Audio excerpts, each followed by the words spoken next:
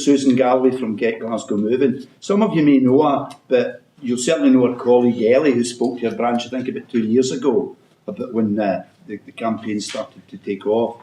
So without further, Susan will speak for about 20 minutes, then folk can ask questions or make a wee comment at the end of the meeting. Okay? So, Susan.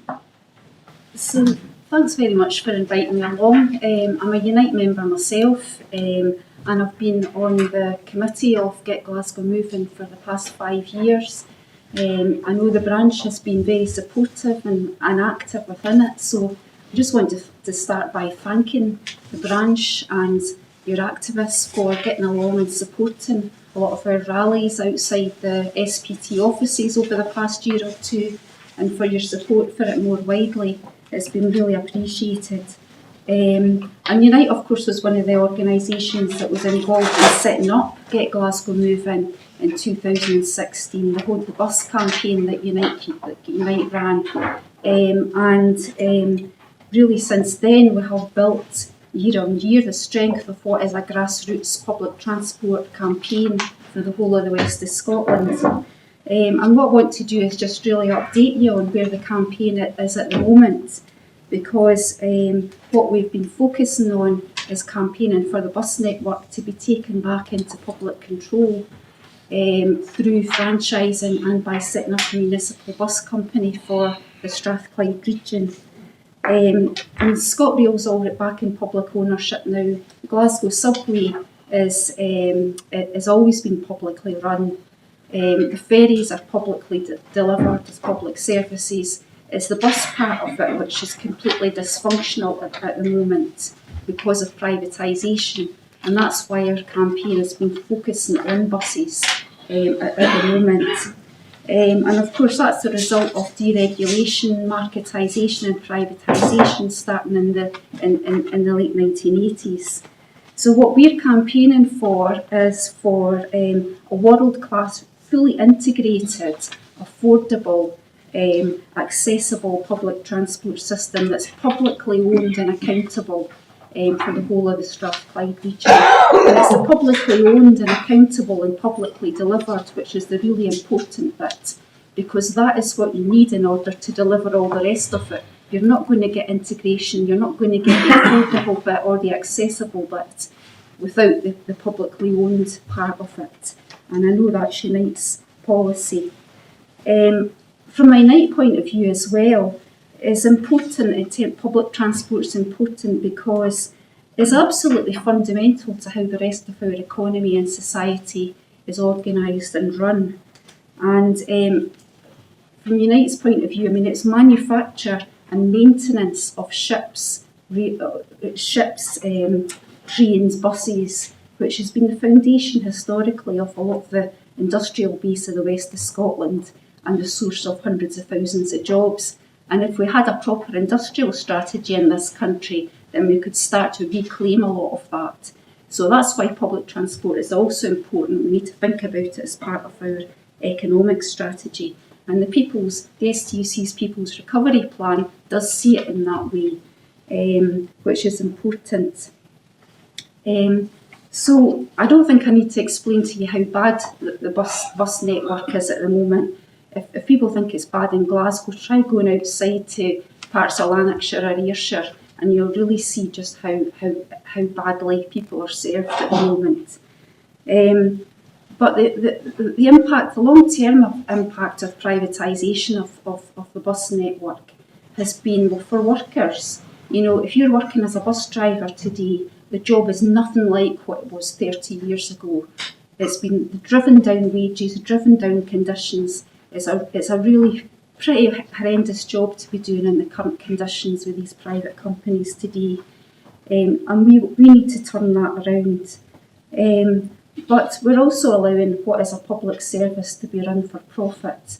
And we know what a disaster that marketisation has been. So it's part of a wider fight against the financialisation of our public services and the removal of profit, so that we can reinvest back into improving public services. And that's what our campaign is focused on. So what we have to try and change things are the powers that are in the Transport Act that was passed in 2019. Now, the government has been really slow to implement that. In fact, all the regulations to enact it haven't actually even been published. We were expecting that to happen by the end of this year. And what it allows is, for the first time in over 30 years, publicly owned bus companies to be set up in Scotland, and also for bus networks to be taken back into public control and re-regulated through a franchising system. And we have been campaigning for the last few years, well, since the Act was passed, for those powers to be taken up and used, because there's loads of legislation that's passed and never implemented and never resourced to make it happen. And our campaign has been focused on getting the Regional Transport Authority, SPT, to commit itself to using those powers in practice. And that's what we've been focused on, getting that commitment to put that into the regional transport strategy and to put it into the regional bus strategy, which SPT is writing at the moment. Now, we had a major success in our campaign towards that in March this year, and some of you were there outside SPT offices when SPT took the decision, and I think it was for us it was quite a historic decision to go ahead with franchising, to go ahead with re-regulating the buses, to go ahead with looking at setting up at the moment a small-scale municipally owned bus company to serve Strathclyde, and also to set up in the meantime a bus service improvement partnership. Now, that decision was really huge for us. It's what we've been campaigning for so long. We've done a huge amount of lobbying, a huge amount of organising, public campaigning to get behind that. And so to have SPT to recommend that it does go ahead with franchising and setting up a public bus company was really huge. And what we have to now focus on is really, one, making sure that actually happens in practice, but also fighting and lobbying the Scottish Government to provide the funding so that SPT can actually go ahead and do it. And that is the next stage of our campaign. Now, I don't know if it is probably useful to just to see what franchising is. I mean, do people feel that they're familiar with that? No? No, it'd be good to know the difference between franchising and municipalisation, the two. Sorry, Linda, we can't hear your question. It'd be good to know the difference between franchising and municipalisation. I can't get that word out. Yeah, the two is understand unite is in favour of one and not the other. Yes, that's right. Franchising, what a franchising framework would do would to move away from the current system, which I think most of the public don't realise, that the way bus services are run at the moment is private companies get a licence to deliver services, and then they decide what the routes are, where the buses go, what the timetables are, what the fares are. There's no regulation of that whatsoever. It's entirely up to them where they run services and where they don't, based on commercial decisions. And it's pointless complaining to your local councillor, to your MSP, because they're not publicly accountable to anyone. What franchising allows you to do is for the public authority to actually plan the network. And that's something that hasn't happened for over 30 years. There's been no planning. So the public authority would plan the bus network. It would look at the needs, what people's journeys need, where they're travelling to and from. It would plan that network. It would plan the routes. It would decide the timetables. It would decide the fares. It would be able to cap fares or have flat fares, as they're able to do in Manchester now. And so there would be public planning, and then what it would do would be to parcel up routes within the franchising framework and put those out to tender. And the companies would need to bid to run those services. Now, if you've got a public bus company, that would also be able to bid to run the services as well. So it provides a way, from our point of view, of allowing you to start to grow the scale of a municipal bus company, because it could be starting incrementally to be delivering more of the routes. So that's what a franchising scheme allows you to do, and that's what's happened already in Greater Manchester. So they now have a regulated bus network, it's called the B network. They've started to roll it out around Greater Manchester. It's allowed them to have a flat fare to cap daily fares on the buses and across all transport modes. So in Greater Manchester you can travel about between the tram and the bus for no more than whatever it is every day. They've got the integration which we don't have here. It's really the kind of system which they've always had in London, because the buses were never deregulated in London. So that's what a franchise. The key thing about franchising is that all the money, so all the fare box income and all the subsidies which currently go directly to the private bus companies, all of that money would come to the public, the Regional Transport Authority. And what that would allow them to do is to cross-subsidise services between routes, so they'd be allowed to, the most frequented routes through like Glasgow city centre would be cross-subsidising routes in more rural parts of Strathclyde, and that's not possible to do at the moment. So there are real advantages of moving to that system. There are obviously reasons why there are obviously kind of counter-arguments to that as well, and you can see from, if you work for a bus company, why that might make you feel more insecure about things. The municipal bus company is obviously a different thing. We're setting up a public operator for the region. It would be creating something like we would like it to be like Lothian Buses, which was never privatised. So Lothian Buses is 80% owned by Edinburgh City Council and the rest by the other Lothian councils. And it's quite different here, the picture in Strathclyde. In Lothian, they've just posted their accounts for last year. Bus usage is up 17%. They made over £3 million of operating surplus, which has been reinvested back into services.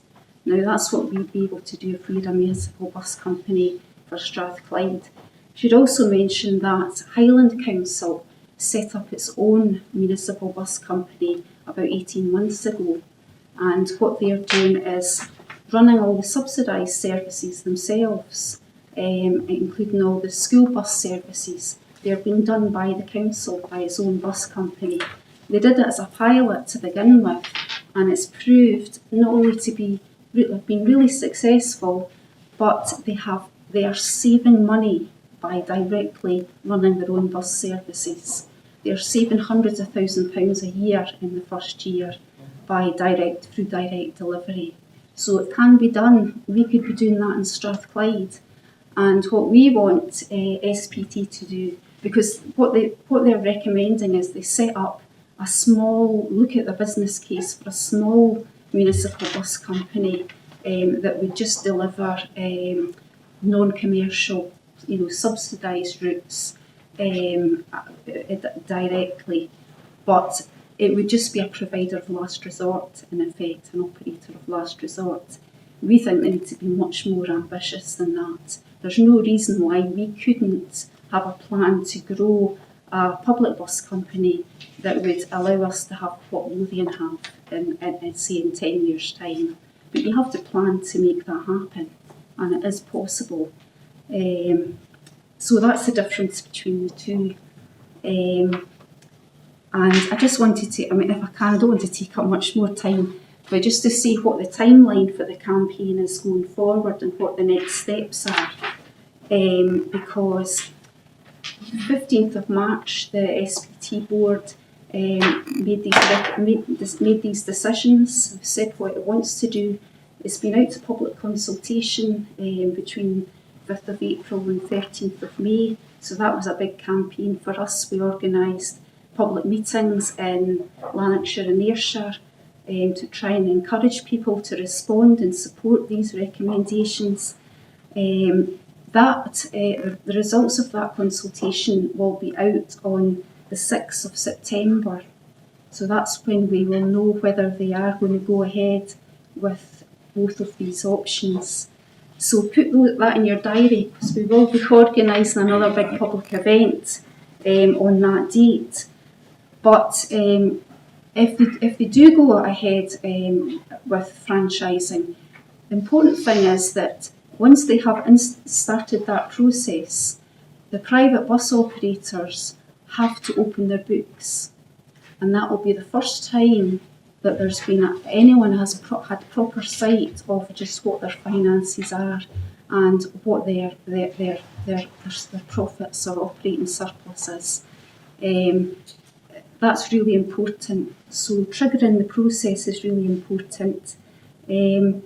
What would happen then is that by sort of the middle to end of next year, SPT would have to have delivered a business case for franchising. So they'd have to have drawn up what the franchising framework would look like. There would need to be a statutory public consultation on that towards the end of next year or the beginning of 2026. And then in 2026, SPT would then have to put that franchising framework in front of the Traffic Commissioner for Scotland, and they would convene an independent panel who would make the final decision about whether or not to proceed. In England, what happens in Greater Manchester, they've already gone ahead with this, and it's the elected mayors who make the final decision. In Scotland, with our less good legislation, it's an independent panel who would decide it, and that is a bit problematic from our point of view. But the timescale would be, if all of this did proceed, we'd be looking at 2028-29 when the first regulated buses would be on the streets. As I said, in the Greater Manchester, that's already happening. In Liverpool, West Yorkshire, South Yorkshire, West Midlands, we're all going ahead with re-regulating the buses. So it's going to be happening in lots of parts of England. We're going to be left behind if we don't go ahead with it in Strathclyde. And I was just finally going to say a few things about the cost of it, because what franchising would cost would be, it's been estimated at up to about £15 million. Recording stopped. Sorry. About £15 million to develop and implement a franchising framework, and then we would need about £100 million Recording in progress. to roll it out over the next 5 years. So the next stage of our campaign is actually to win the case for public investment in making this happen. And that's not going to be easy, but we are absolutely committed to going the whole way with this. We need to have the resources to make the new system work, but also to support SPT to be able to deliver a plan for setting up a municipal bus company and the resources that would require. But as I've said, Highland Council have already done it in their area. There's no reason why we can't do it as well. And it's just part of the wider fight that we're all involved in to win investment in our public services. So thank you. Thanks very much for giving me the chance to talk to you.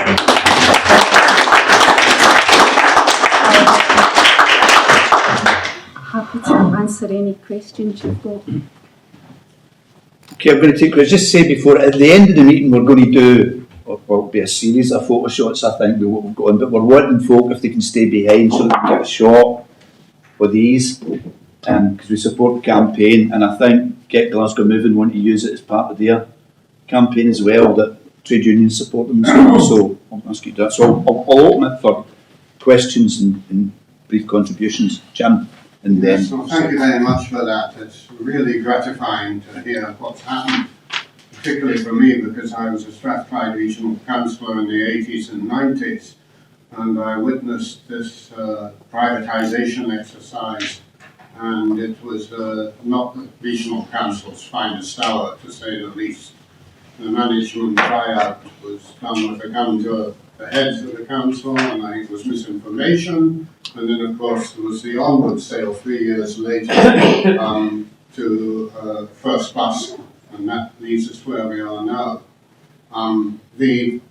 What I think will be one of the great advantages of what's being proposed is that what has existed for the last few years, well, since the privatisation, was the way that the bus companies could withdraw a service, creating an outcry in the local communities, and then the councils, or the SPT, had to step in and subsidise that service in order that it could return. And quite often it was the same operator came back.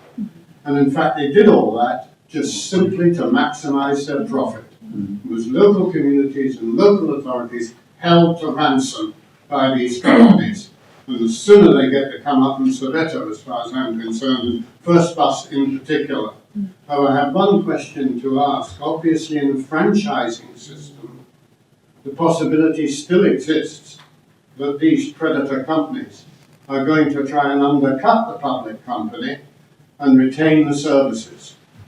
Hopefully that wouldn't happen, but that's clearly a danger, rather than if we were able to move to a situation when there was in fact a municipal company that had a monopoly. But clearly that's not the road we're going down.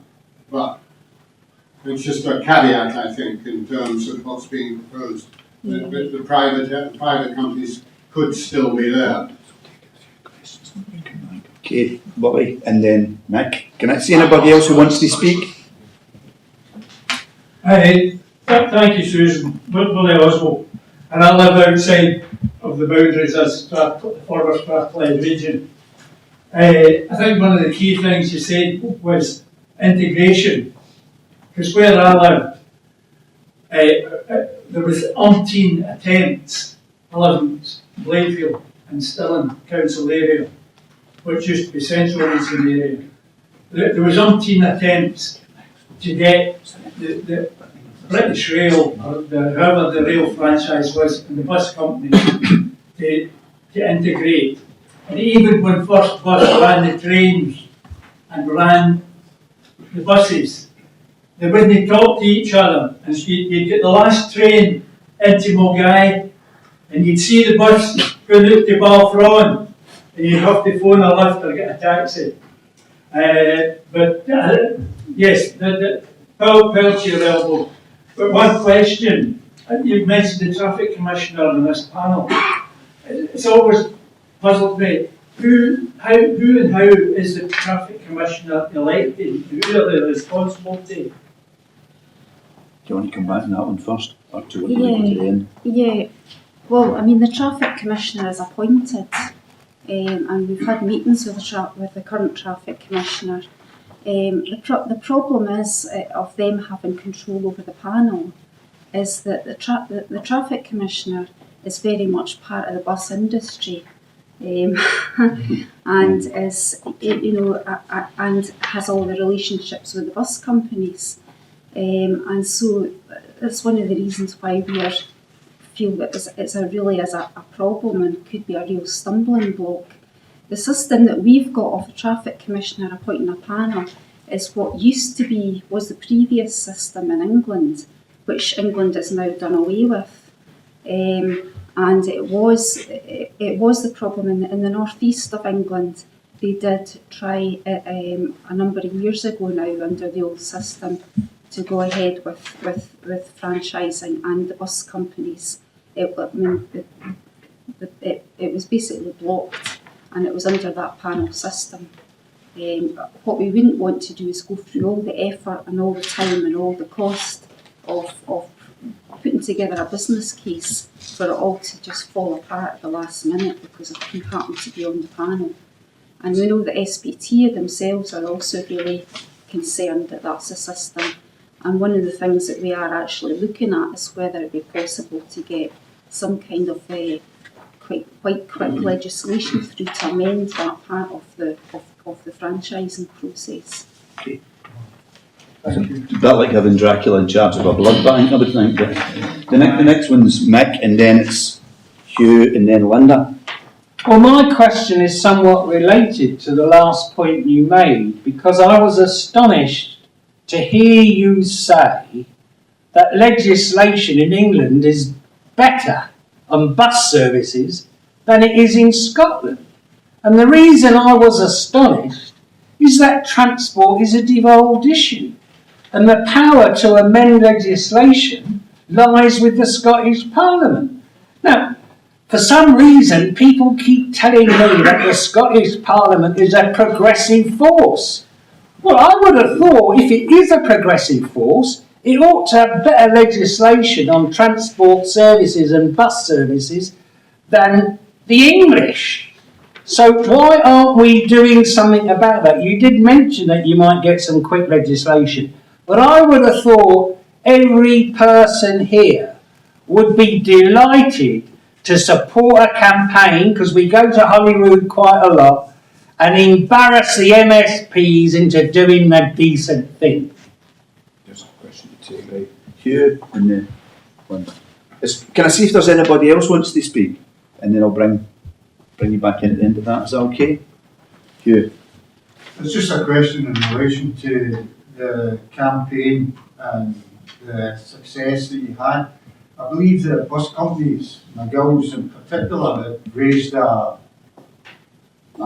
court of session appeal against the process of harmonising. Is that correct? And how far down the line are they? Well, they've threatened to do that if SPT goes ahead with this, that they would take legal action, because they have said it breaches their rights under the European Convention on Human Rights. The right to exploit is. But that's just a threat at the moment. In Greater Manchester, two bus companies also took a legal challenge out, which was lost. That went to court and they lost it. And I think there are differences in attitude between the bus companies.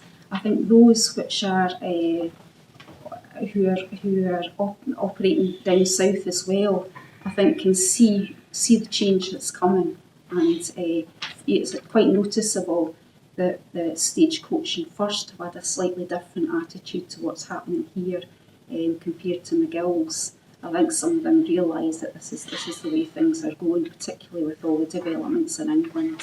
So I'm not convinced. That could be a lot of hot air, really.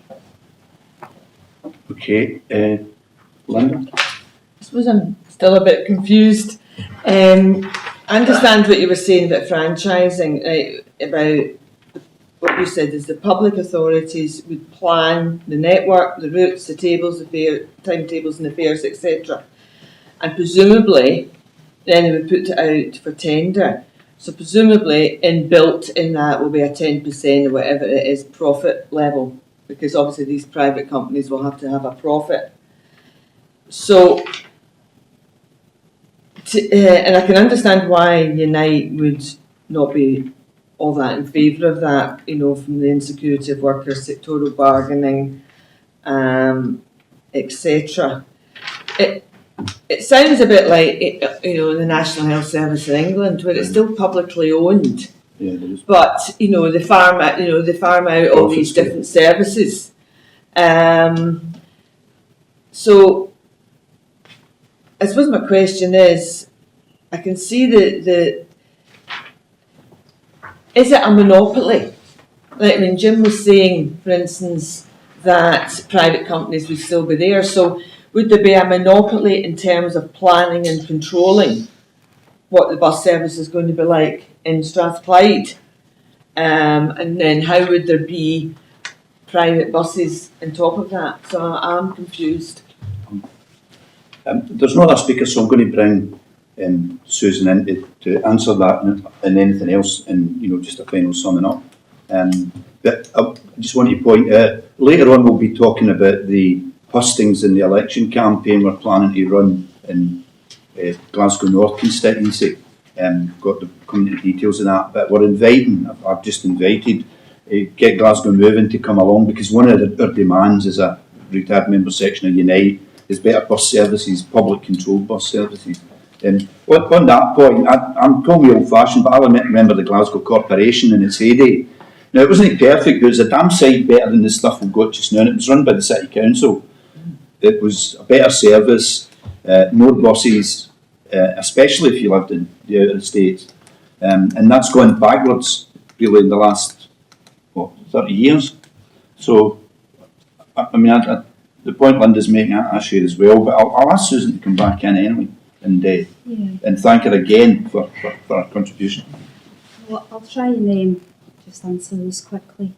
Your point, the difference is that it's a public or private. Susan, could you speak up a bit? Yeah, sorry. It's the public authority. It would be SPT who would be in charge of planning and controlling and all of that. But there would be, and then it would be delivered by companies, which could include a public company if one was set up. But it would be private. But as it is, bus services would still continue to be privately delivered for profit in a market system. A franchising is not getting rid of the market, which is the real problem in all our public services. It would be a competitive tendering system, but with the public in control, public authority in control. Now, that is not the system that we really want. What we want to do is to get rid of the market from this altogether, because we know that the market has failed, it doesn't work. We've had 30 odd years of evidence for that. This is a halfway house. This is how do we start to move from the disaster zone that we're in at the moment towards where we want to get to. It's a stepping stone towards.